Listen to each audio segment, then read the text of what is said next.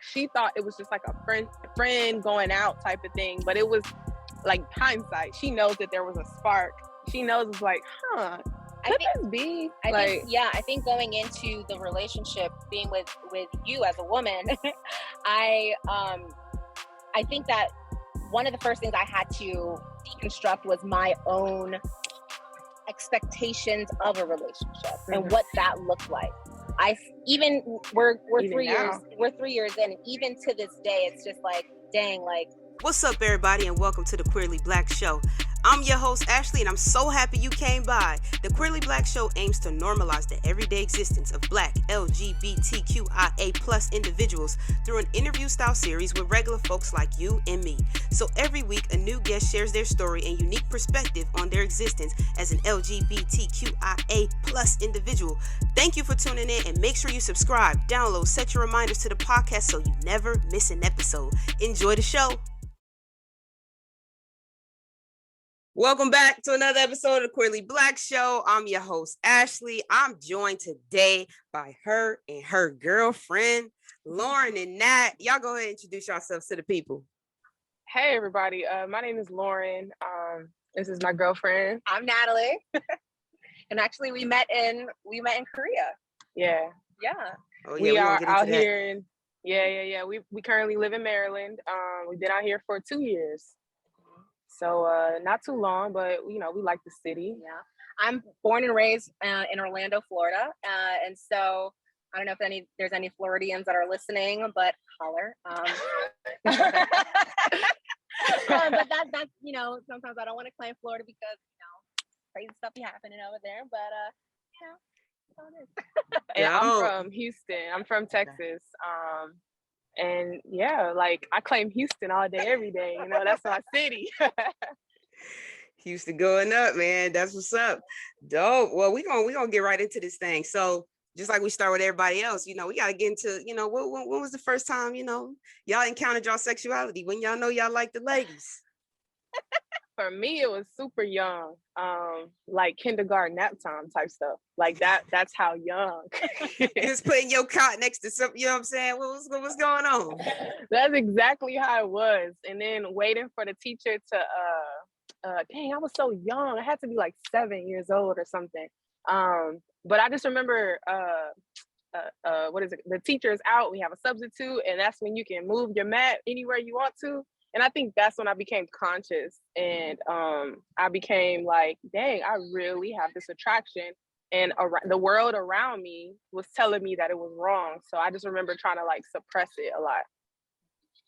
Yeah, I would say she's my first woman, like relationship with a woman. So interestingly enough, like I kind of always had I was always looking for a man that had a list of all of these things. And every New Year's, when the ball dropped, I'm like, God, please bring me this man, right? And for some reason, New Year's 2019, I was like, just bring me a person that has these things, A person. And a person. That's all I need. And so lo and behold, I think we met October in 2019. And from the rip, like there was always some kind of like spark, but it was I was kind of like I never kind of explored that side. And so when she had expressed like, hey, like I actually really like you, and I had this unexplainable like attraction like that I've never experienced, not even with a man, I was like, you know what, I'm just gonna dive in and try it and see what it is for myself. Yeah. And I think I was just, for me personally, I was just at a point where I'm like, I need somebody that is on my level, that can communicate, that is patient, that is all of these things that I'm looking for. And then she drops out of nowhere. So literally nowhere. I wasn't looking. So I met her at one of her events in Korea.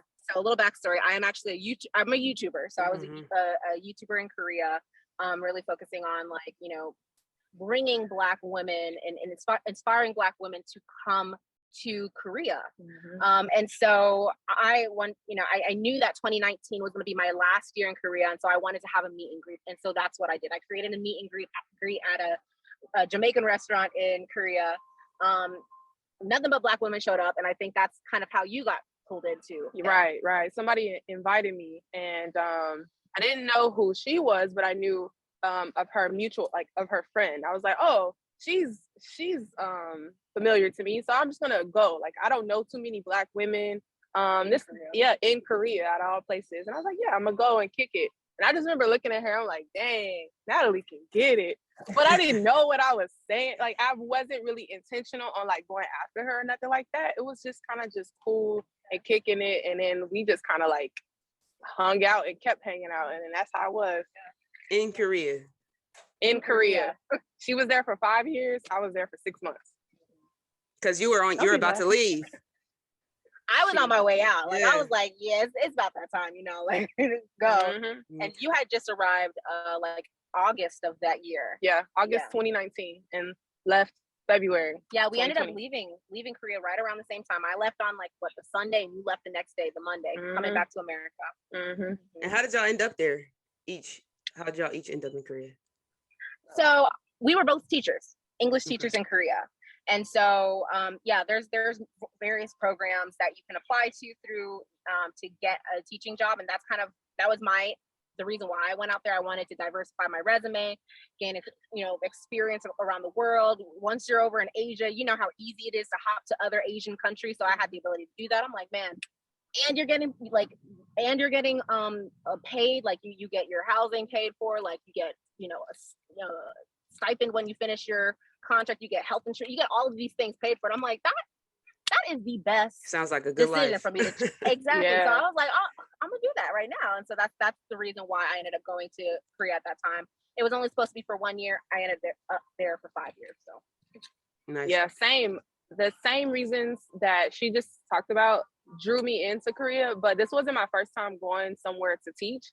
I was a teacher in America in Houston, and I've been a teacher for like 4 to 5 years at that point. And I remember I was kind of just trying to like explore, just trying to get away from what I know. And Korea was introduced to me by a friend, and I was like, yeah, that sounds like a good idea. So I just packed up my stuff and just knew I was headed to Korea to teach. Did you only plan to be there for a short amount of time, or did you come back because you found love? I was supposed to be there for a year. Yes, I found love. And then 2, because I've been teaching so long in America, the way that they do it over there, we weren't compatible.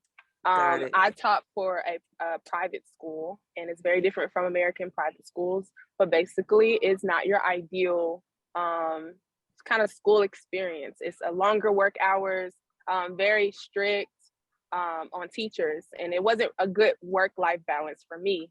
And she worked for a public school, which was completely opposite, and it really worked out for her. I think outside of that, there was also like cultural differences that kind of like was bothersome in a way. It's when you're coming from such a independent focused nation like America, and then you go to a homogenous society where everybody thinks the same, everybody dresses the same, haircut, everything. Yeah, they're accustomed to the same processes of everything. There's no going to talk to the boss if you have an issue. You got to talk to this person, then talk to that person, then talk. And I'm very they respect the hierarchy. Exactly. And I was just like, no, I'm going to the boss. It just, yeah. Got it. Yeah, I think that for you, that was a conflict for you. But I was able to navigate that kind of swiftly in a way. You haven't worked in America. That was a big thing. Is that you haven't. That was your. What up? It's your host, Ashley, and I'm interrupting this podcast to ask, are you following us? Have you downloaded the podcast? Are you subscribed to us on YouTube? If you're not already, go ahead and subscribe to the YouTube channel. Follow us on all platforms, Queerly Black. I'm going to let y'all get back to the show. Peace. First, kind of real my job. first real job out of college. Yeah. So I was like, Lauren was like, I'm going to the principal office. Yeah, that's exactly. And she was like, I can't. They're like, no. Talk to the counselor first, then talk to the secretary, then they'll talk to the you're like, nah, y'all tripping. It's taking too long. I gotta go. Exactly. And then mix in like you can't communicate, you know. Right. Yeah. They barely Yeah, nah, that's crazy. So going back to just, you know, when you guys met, so Nat, you had never been with a guy, but you kind of been manifesting what you wanted, and you switched it up a little bit and was like, okay, a person. So now I'm open, right? Lauren, I'm assuming dated women before? Yeah, I've had a few relationships before this one. And they've all been with they all been with women. I have maybe one relationship back in high school with a man, but I knew like that was not it. It was not given. It was not given. That was not it. But yeah, I had plenty of relationships. I would say I was a serial dater. That's what I was. Got it. So did you guys have any conversations about so you Nat, this being your first girlfriend, how were you able to navigate just those conversations of you being, you know, this being your first girlfriend? So a little backstory. Me and dating, I had gotten to a point where I did not want to just date just to date. I wanted substance in my dating. I wanted intentionality in my dating life. And that was, I just had a poor experience in general. And so, gosh, where was I going with this? You had a poor dating experience. And so, I don't think you have had many relationships. I honestly haven't had that many relationships that I can. They were like situationships, kind of. Yeah, a lot of situationships where I didn't feel valued, and I was looking. That is what I was seeking for in a relationship. And so when she approached me, I was just like, she was oblivious. I was. She didn't even know. She didn't even know what's hit her. Because like the way she was flirting was like so like not inconspicuous. Like, hey, so maybe you could take me. And I was like, you've been here for a while, you know, take me to some of your favorite spots. Yeah, and I'm like, okay, like that sounds so much. Like I'm just like that's me, you know. And she putting a whole smooth operator on you. You ain't even know. Right, and that I mean, it also I at that point I was celibate for six years, intentionally celibate for 6 years. And so yeah, I knew that whoever I was going to give myself to, I wanted to ensure that it was somebody that I respected and that also respected myself, or also respected me the same way I respected myself. And so that conversation, I was like, show me around Korea. Let's you know. So we had I call it our first date, but it was literally like a date. Like everything was perfect. We was going, we went to go get barbecue, like Korean barbecue. It was just really, really perfect. And she thought it was just like a friend going out type of thing. But it was like hindsight. She knows that there was a spark. She knows it's like, could this be? I think going into the relationship, being with you as a woman, I think that one of the first things I had to deconstruct was my own expectations of a relationship and what that looked like. We're 3 years, we're 3 years in, and even to this day, it's just like, dang, like I still have this kind of like this ideology of what I want in a partner that can sometimes, you know, hinder us and can cause, you know, issues. And so for us at our core is communication. Like we communicate thoroughly about every single thing. And that is, and again, being honest and transparent. Yeah. And so I feel like for me and her, that being the core, that is how we have been able to be so strong. I've been able to be honest about like what I need, what I'm seeking in a partner, and vice versa. And so whether or not, you know, her being a woman, or like at the end of the day, what I need is not exclusive to a man, you know? And so, yeah, did I answer your question? Yeah. But I want to go back a little bit and talk about, so when you invited her over to your house, oh, she did her homework. Was we thinking about what we needed What was we let's That's talk a good about question, it. actually. Oh my God. Okay, so this is what had happened, okay? What had happened was so that night, it was after the date, the perfect date that she talked about, which is just me just giving her a tour of Korea. But it was well, nice. you know, when Anyways. you have when a date goes well, you get invited back for a nightcap. Right. And it's given very much invited back for a nightcap. Yeah, exactly. And that's exactly what it was. So the thing is that public transportation ends at a certain time in Korea. And so at that time it was like 10:30, 11 o'clock. And what am I gonna do? Like send her home? You know, Yes, you were celibate. Pay that money, send her home. I'm telling you, she wasn't even thinking about none of that. Yeah. We came to my house. I always have wine. And so we had some wine. We were talking all through the night. And then it was time to go to bed. She went to my guest bedroom. I went to my bedroom and I took my ass to sleep. So did.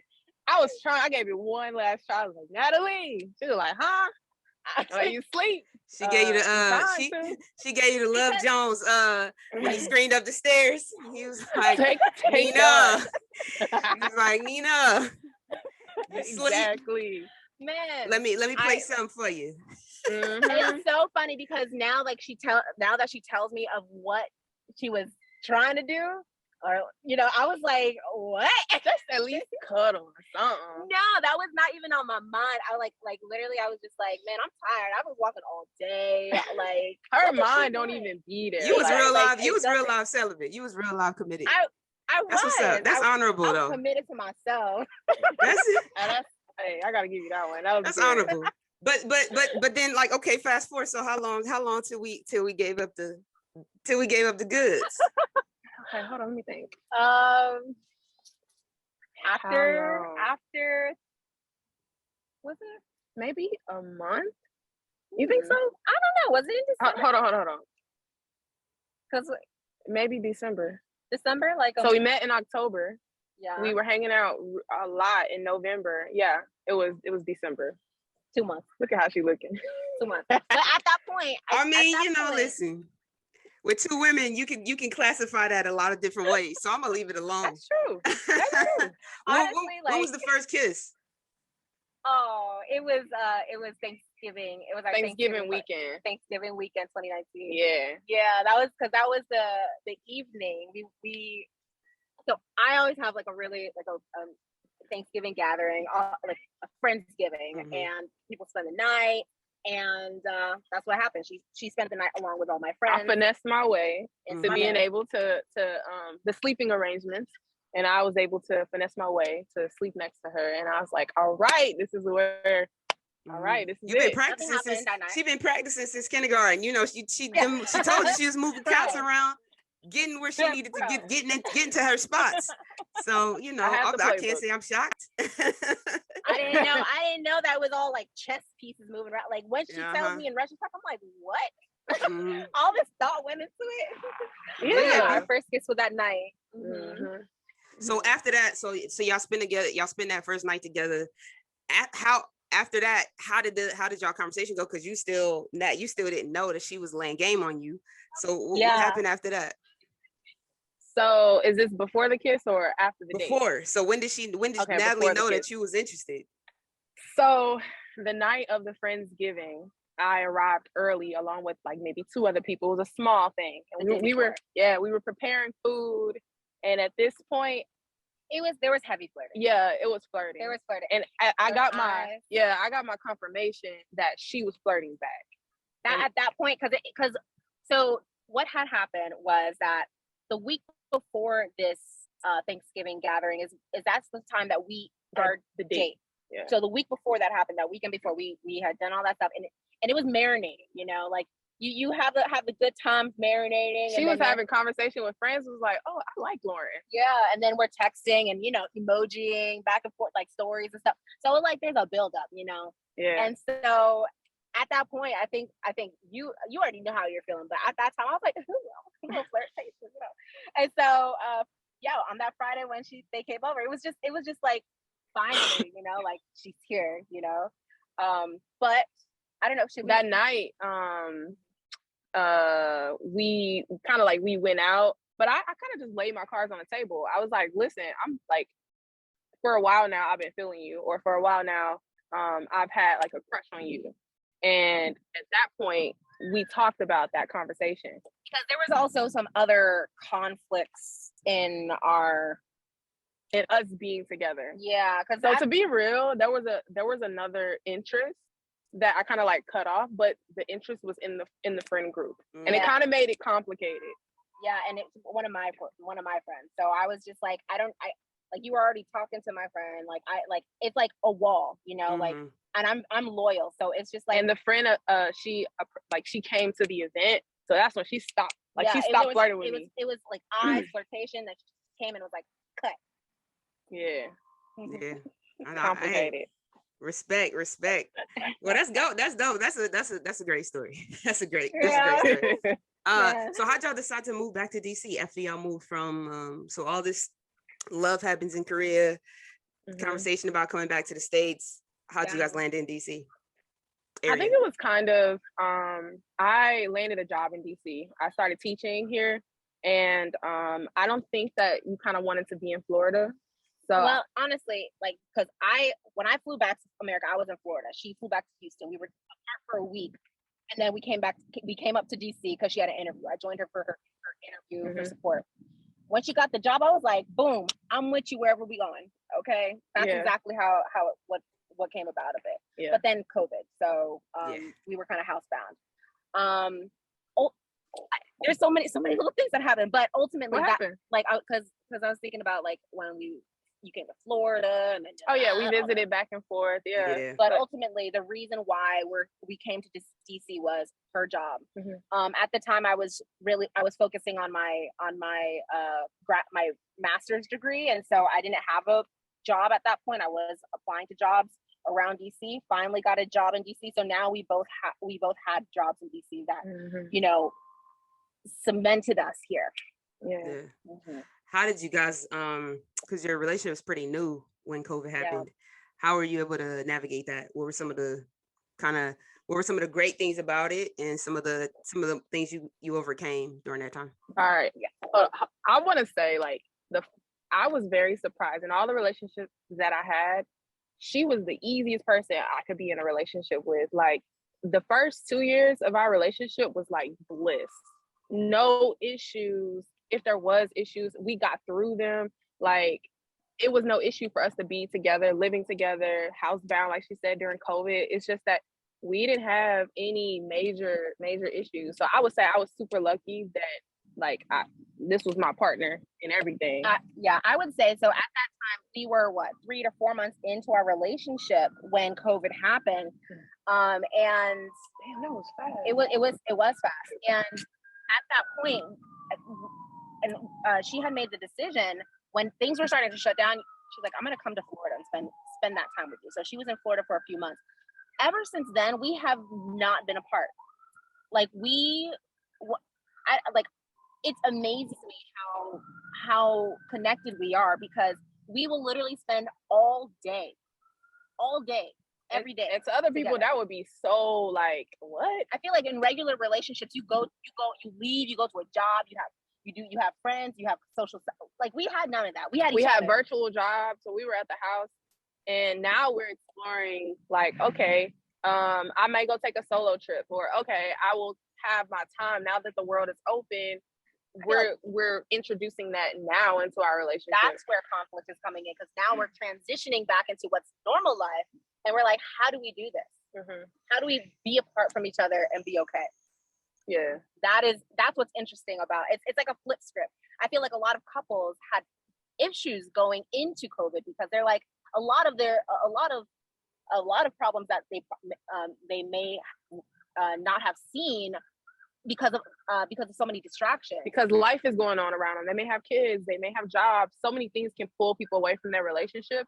I was really grateful that during that COVID time, we got to build a real strong foundation. We talk about everything, like conflict resolution. Like, conflicts are there. Like, we overly communicate. So yeah, that, like, just the foundation that we've built, I think our relationship really, now we're pulling on that foundation that we kind of built in that first 2 years, through any struggles that we find out like we're going through right now. If that makes sense. I think that like the next struggle that like I have been personally going through is transitioning from being away in Korea for 5 years, independent, moving into now a relationship, you know, and transitioning into life in America, finding a job, the stressors that come with that, and all of that, those hangups, and how that affects me, and how in turn that affects my relationship. And so, yeah, it's. I'm happy we've had that foundation of communication, that foundation of honesty and transparency, where we can rely on each other for those types of things. And honestly, she has been my voice of reason. She's been my rock. Like, I don't know how I was able to get through the past 2 years without her. Yeah, I think currently, like, what we're thinking about now is how to be individuals outside of the relationship, which is super, super important.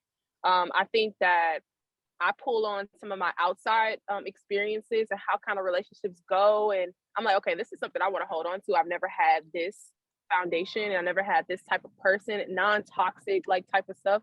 But now I'm like, I feel like it's healthy for us to be individuals separately and still be able to come together and still have all those things we had beforehand. So I think we're navigating that right now, just seeing what that looks like for us separately.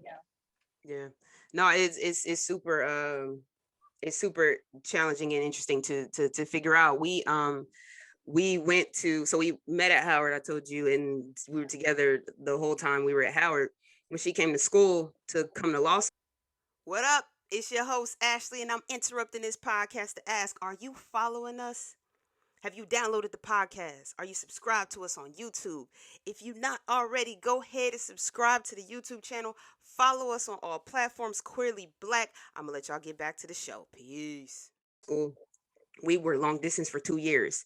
So we went from being together every single day to being together like once a month, once every other month, depending on like what her scheduling for school was, because I was working. I went to grad school, but then I was working, so it was like we would come back and forth from LA to DC for 2 years, and it was and so you got a time difference, you've got school, and then the second year I was working, so it wasn't like a school schedule anymore where you got, a few classes here or whatever. It's like I got an 8 to 5, and it's like my career, and I gotta but for her, it's like her day's not winding down till 6 or 7 at night. Yeah. So it's like nighttime, and I'm like, I gotta go to sleep. But our relationship, so it was super duper challenging to navigate that. But then I moved out here for her last year. So now I'm coming into a whole new world, a whole new job, a whole new everything. Transition.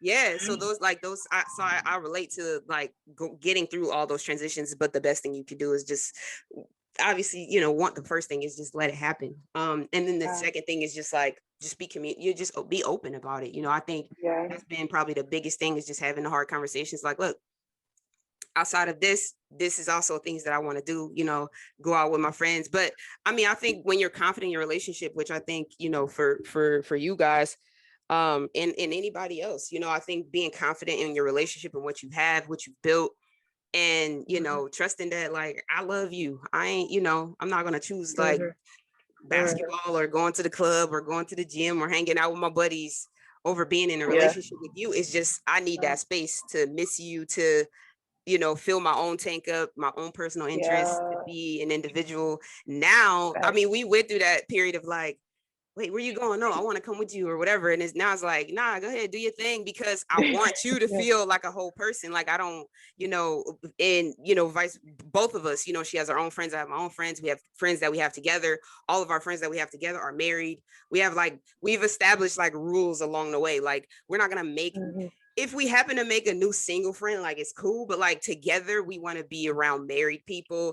We want to have build a community of that is, there ain't no liabilities. Let's put it like that. And I don't mean that someone's going to be interested in your person, but I don't want to really do single people stuff. You know what I mean? Stuff that you know what I mean? Like, so just like those little things of like, what is the foundation? Like, what are we continuing to build? Like, what we already have is solid. Now, like, we got to deal with all these other little things.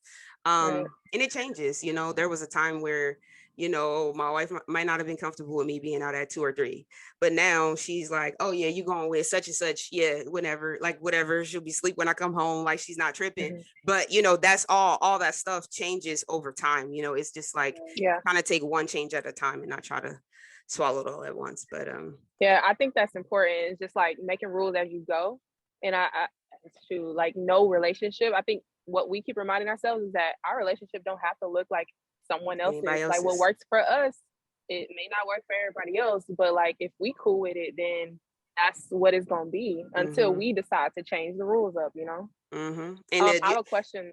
Other people's relationships, you might see it and they ain't happy. So you know, it might look like it's ideal, but it ain't even, they wish they could be doing something else, but they're just not. Either they don't want to speak up, they don't want to communicate, they don't want to, you know. But for long term, we realize, like, look, if we're gonna be in this thing and both be happy, we got to sit down, we just got to talk, you know, and know that we just trying to talk about the problem. We're not trying to fight each other. Like, we trying to just say, okay, what is the issue? Like, what are we talking about?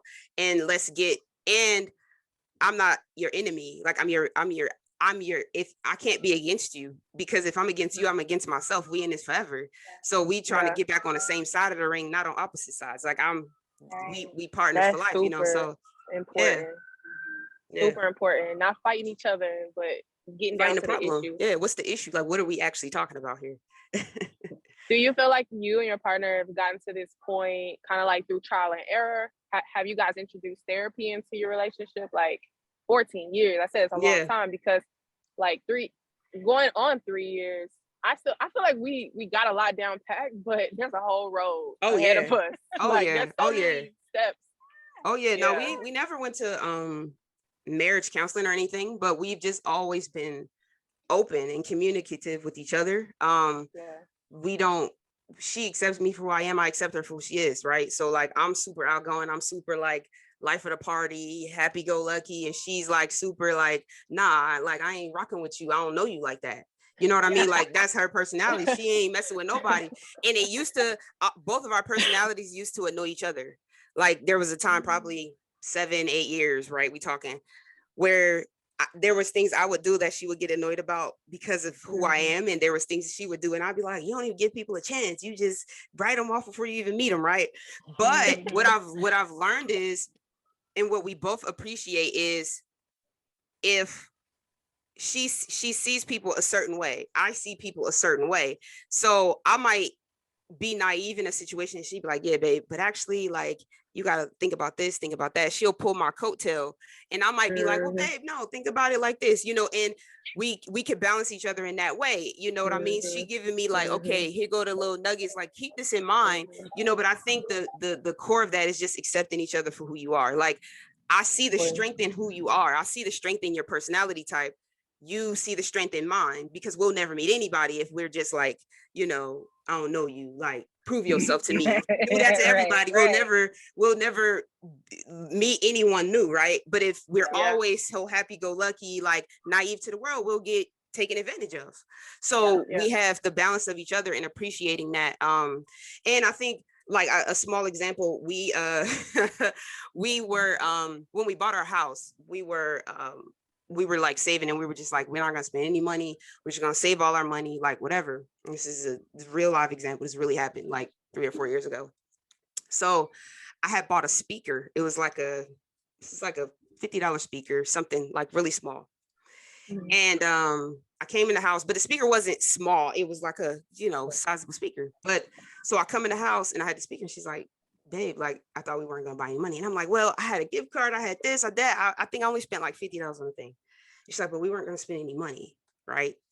So I'm like, but it's $50. Like, I'm not tripping, right? Like, I'm like, it's $50. And she's like, but we said we weren't gonna spend any money. This conversation lasted for like 2 hours. Now, this $50 is like not a big deal at all. Like, it literally, like, not a big deal. But we spent like 2 hours on this, and what we realized was for both of us, we were looking at it differently. For me, it was about materiality. I'm like, $50 is no money. She's saying we're not going to spend any money. She means $0, right? So it was like us just coming to that understanding of like, oh, I'm talking about materiality. I'm also in finance. She's saying the principle of the thing. She's also an attorney. So the principle of the thing was like, we said we were going to spend $0. And for me, I'm like, but $50 is nothing. So like, what is the problem? 2 hours this conversation lasted. And so we really just got down to the understanding that, oh, so for you, it's the principle. For me, it's materiality. Right. And so now we just kind of just, we're even more open about that type of stuff, like communication about little things like, all right, babe, I'll probably spend $250 on stuff for the house. She's like, all right, cool. So like, now you're not going to ask me any questions about different things that I buy. We're having a baby. So like, I'm the like excited, like buy polo and all this kind of crazy shit. Like, all right, babe, listen, like once a month, like you can, let's try to maintain it because like the baby's gonna grow out of it. Like it's not even about being excited. It's like it's just a waste of money at that point, right? So having that conversation of like, all right, I understand you're excited. That's great. I want you to stay excited, but like let's put some parameters around your excitement, So I think just like nothing is too small. You know what I mean? And then there's stuff you just gotta let it go. Like you can't fight about everything. You can't be like, you gotta be like, all right, here go to 5 things. And like, we're not going to fight about all this shit. We just go pick what's the most important. What can I not go to sleep without really talking to you about? The rest of it, like, whatever. You left your dirty shirt in the middle of the floor. I'll pick your shirt up and just, but I need to talk to you about these dishes or like whatever, or like your mom said something crazy or, whatever the big thing is, like, let's focus on that. Like this little stuff, like, let's just let that go. You learn that over time. Like, it's just not that important. Yeah. I think you mentioned something so important is in communication is that what we say, we think that the other person understands how we are saying it, what we are meaning by it. But everybody's perception, everybody's understanding of what is coming out of your mouth is different. And so we've gotten into the habit of being like, okay, what did you hear me say? Because my brain has a weird way of taking what she says and like summarizing it in a completely different way. I'm like, mixing with my emotions. That's the thing, mixing it with my emotions and then and reacting to that. Yeah. I think that what you said was so important. Is like pick those 5 things, pick your battles. Exactly. Another thing you said, it's funny, I think your wife is like me and you are like her. I'm watching people, I'm like, nah, nope. Like I already see it. And then she's like, I'm that chill, and then she's the high energy, and I think that's we balance each other out. Yeah, definitely. Yeah, but it's just it's just about the appreciating each other and finding how like it can be annoying, but I think you need it, right? Like you need both. I feel like you definitely need both. So cool. Marriage content 101.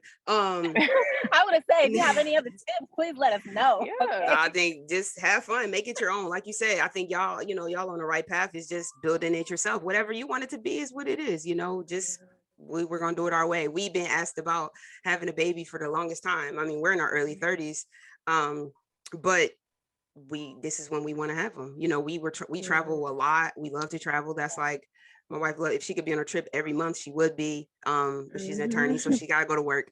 But that's what she loves to do. And I love my shoes. I love to buy my shoes and do whatever. But now we're ready to have kids, and so just doing it your way whenever you're ready. Exactly. That's the biggest thing I could say. And be open, have the hard conversations. Just have them.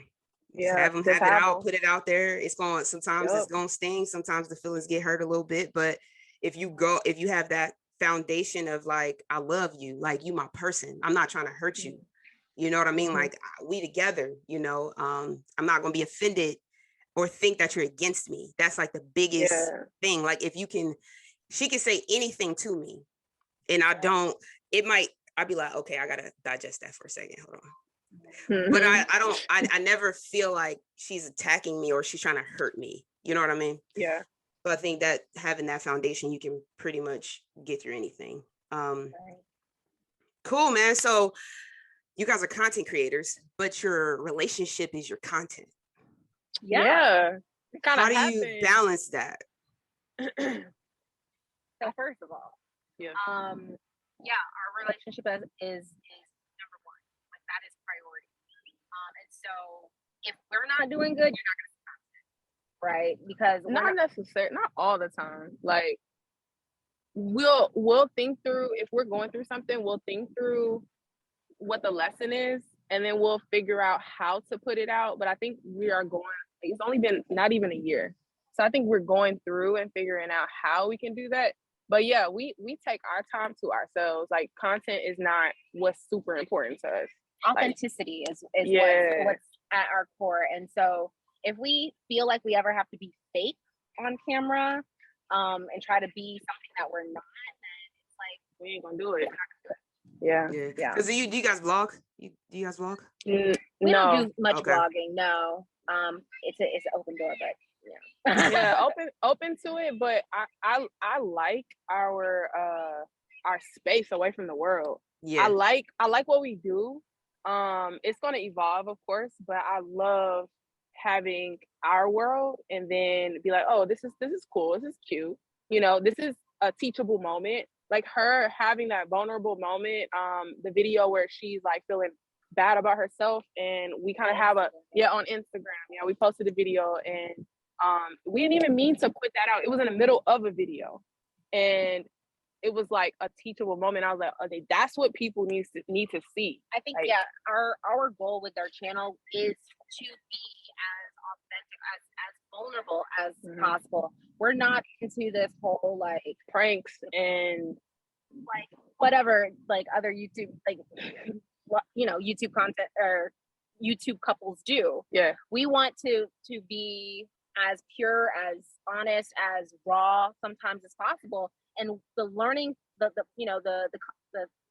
points of learning that we evolve from, we want to be able to share that, with the world, with the community. And also just kind of how you've created your platform to show, like, my relationship is, and my relationship and all of our relationships looks just like yours. It's nothing crazy. It's nothing like, it's nothing we did that's given us this beautiful. No, we still have issues we got to work through. Yeah, we not nobody relationship goals. I hate that. Yeah, we're human beings that are just really trying to work on a partnership. Yeah, a lifelong partnership of that. Yep, absolutely. Yeah, and you recreated the Essence cover. Yeah. What motivated you guys to do that? Whose idea was it? That was super dope. What was the story behind it? So I was scrolling through Instagram one day, and I saw Nisi and Jessica on the cover. I was like, "Whoa, that's nice." And then as I'm scrolling through, it's like, bam, another one. I was like, "Dang, it's all over the timeline." So honestly, I looked at it, I'm like, "This is so easy. I could do this. We could do this. You want to do this?" And she's like, "Sure." So literally, that's kind of like how it kind of popped off, because she did have. At first, I was hesitant, like, I don't know. It's probably on a video, but I was hesitant I was a teacher, and I was just like, are we going to do the full, like, they had another pose that was kind of more explicit. She was on there too. Yeah, and I was just like, do I? And then when she presented it to me and she started doing the work, I was like, wow, this is creative. Dang, this look good. Like, wow, this is powerful. Yeah. And when we put it out there, I was not expecting what people had to say, even like Nisi reaching out to us and continuously reaching out to us, just like, Nisi stays in our DMs now.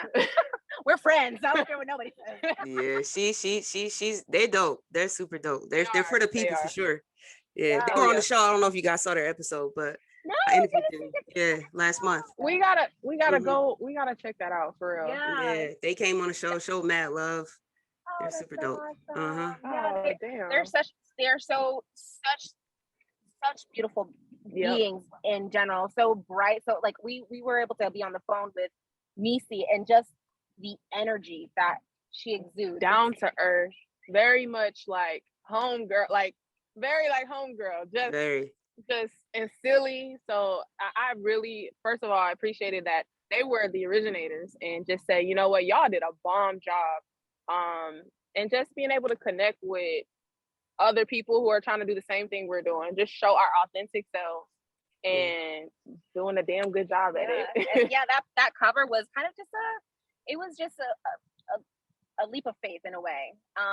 Maybe I think it pushed you to an uncomfortable, like pushing past your uncomfortability. It pushed me creatively. And then putting that for the world to see was also kind of just like, again, vulnerability. Like, let's see what they, just put it out there. And it was purely just you being creative. It wasn't like, oh, this will be this and this and that. It was just like, I think I could do this. This is dope. Yeah. And getting me on board, and just the creativity has just been like taken off. Just us trying little things, making sure we're not trying to be in anybody's box. Just trying to emulate somebody else, or trying to anyway, put out something that's not us. We're not think that. For sure. Authenticity wins. Exactly. Dope, man. Well, cool. 2 more questions for you. Of course. You had a theme song for your life, what would it be? Oh man. I got one in mind. I want to see if you're gonna say it. Oh, or if it's the same thing. Wait, is it for us or for you and me, like separate? Your question is for us? Each one of y'all separately. Oh, okay. On your journeys to individuality. Oh man. Yeah. I really like Lizzo's song. She just what is it called? About time. About damn time. Oh yeah.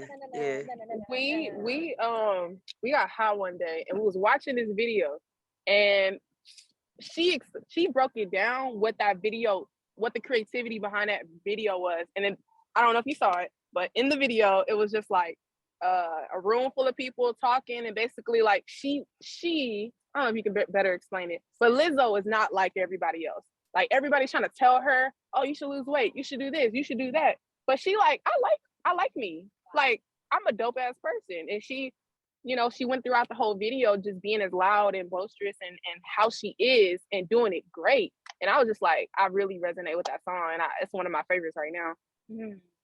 I like that song. I haven't seen the video. Yeah, it's really good. Gotta watch it. Golly, what is my song? Help me. Beyonce's new song right now. Oh, Break My Soul. Oof. Yeah, okay, so I feel like you resonate with that. I feel like that's a trump card. That's a trump card. That's like a big joker in spades. You can't play with the big joker. Like, you don't throw the big joker out first. That's everybody's song. You know what I'm saying? For real, for real. Right. It's true. The reason why I did resonate with that is because she was talking about release your job. I was like, girl, how you know I just quit my job? That is a trump card. Everybody quitting their job right now. Man, I can't think. It was I was thinking. It's gotta be Bruno Mars. It's gotta be somebody. Nothing.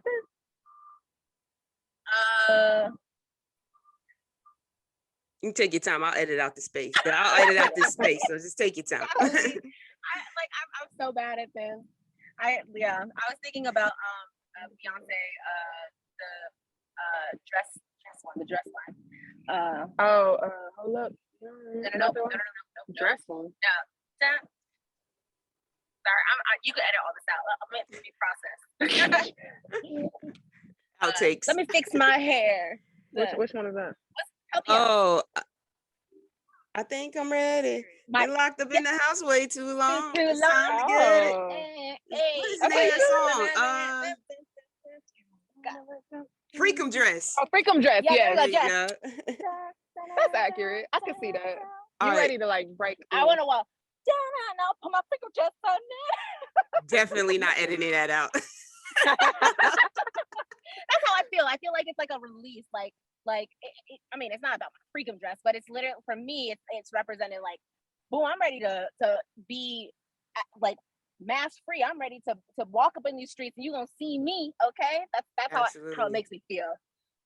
Yeah, good. Yeah, that was solid. Beyonce Freakum Dress. Yeah, that's a new one. You haven't had that one yet. So Beyonce Freakum Dress. We like it. We are Beyonce stands around here. Anything Beyonce could do no wrong over here.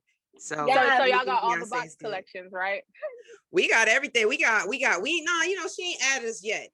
I think next year, for the 2023 releases, she'll be adding us, so Yes. Yeah.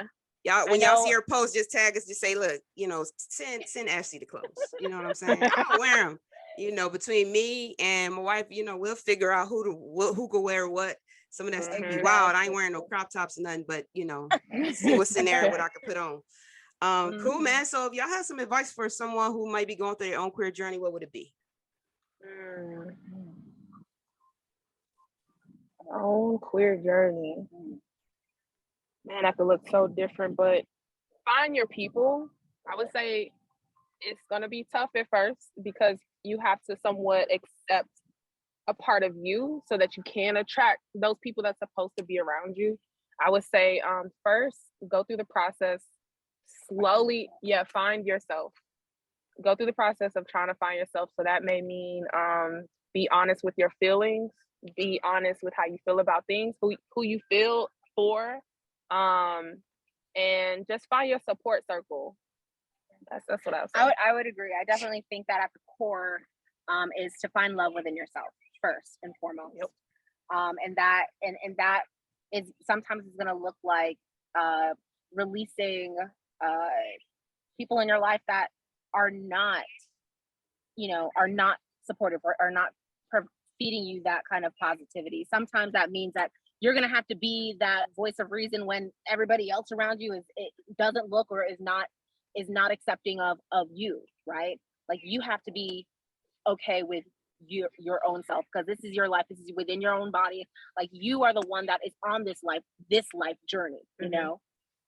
Yeah, it sounds so cliche when people are like, oh, you gotta love yourself first, but honestly that looks so different. What does it mean to love yourself? That means you gotta like sit in a quiet room with yourself and figure out like what you like to do. Are you okay with yourself? Can you take yourself to the movies? Can you go out to a bar and just sit? And sometimes people struggle with that, but I think that's what it takes. And people so focused on finding this person, but the person is you. Yeah. You're gonna accept other people in your life who's not gonna treat you right because you don't know how to treat you right. So once you figure out how to treat yourself, then you're gonna be able to set up boundaries, say, oh, I don't like that, or I need you to correct that before we go any further. And when she said releasing people from your life, that may be parents, that might be family members, that might be, relearning and unlearning things that don't work for you. You preaching, girl. And you preaching. Yeah. We talk about this all the time. What? That's a whole listen. Yeah. I think I'll resonate with that because you reach the age when you something about 30. I know. You reach, listen, you get to the place where you like all the things that like older people used to say, like those cliche statements, they make so much sense. But one thing that my grandmother used to say all the time, she used to say, keep on living. And I'm like, what? What does that mean? when you keep living, you be like, oh, I got it. You be like, oh, you got everything feels like the biggest problem ever. And then you keep living and you realize like that wasn't even. And then like to have experiences under your belt. And I also understand why like older people, and when I say older, I just mean people in their 30s, people in their 40s be like, yeah, man, like, man, that shit that used to bother me, it don't even bother me no more. Or like they can kind of smoothly move through issues. But it's because once you've been through so much stuff, you're like, this will pass. And when you believe in God, when you're rooted in something bigger than you, you're like, this is not, keep on living. And as we and then we'll close out, but like as we're having a kid, and so like a lot of the things that we've been doing is cleaning house, just like you just said, putting up those boundaries and being like, so it's certain things or certain people in terms of like your mindset or your thought process that I don't want around my child, so communicating that like I don't really care who this pisses off, like the way, mom, the way your sister talk is a little crazy. Like, we not gonna be able to do that, so my mom, dealing with you have those conversations, with you got to deal with you got to have that battle with your mama, you got to have that battle with your sisters, the this or that.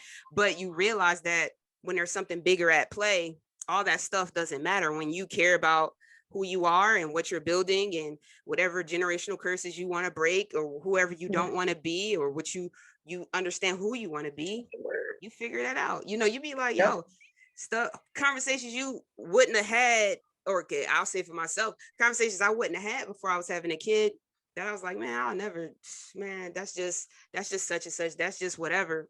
I'll be like, like coming out like water. Don't, because there's something bigger at play. Like, I have a responsibility to this kid now. Like, it's beyond me. You know, I couldn't do it for myself, but for this kid, I'm absolutely gonna do it. You know, so it's just keep on living. And I'll be like, every time something happens, I'll be like, just keep on living. Keep on living. Exactly. It's something about when you break your traumas and when you go through what you've been through and you overcome, and you're like, oh no, this ain't happening with my kid. This is no. We ain't gonna have no leeches. We ain't gonna be poor. We ain't gonna be doing this. We ain't gonna be having these crazy ass family members around. Like, we not doing none of that. So, you know, it is, but it's a journey for sure. And this was great. Thank y'all so much for y'all time. I really appreciate this conversation. Yes. Yeah, absolutely. Tell the people where they can find y'all. You can follow us individually. I'm at Lauren _HTXX. I am at _fabulous Nat. And you can find both of us on Instagram at Her and Her Girlfriend, also on YouTube at Her and Her Girlfriend. Yes, indeed. And y'all already know, this is another episode of the Queerly Blax Show. Make sure y'all follow the Instagram page, subscribe to the YouTube channel, download the podcast episodes on every podcast platform. Thank you, Lauren. Thank you, Nat, for coming through and sharing y'all story. I'm your host, Ashley. I'm going to catch y'all on the next one.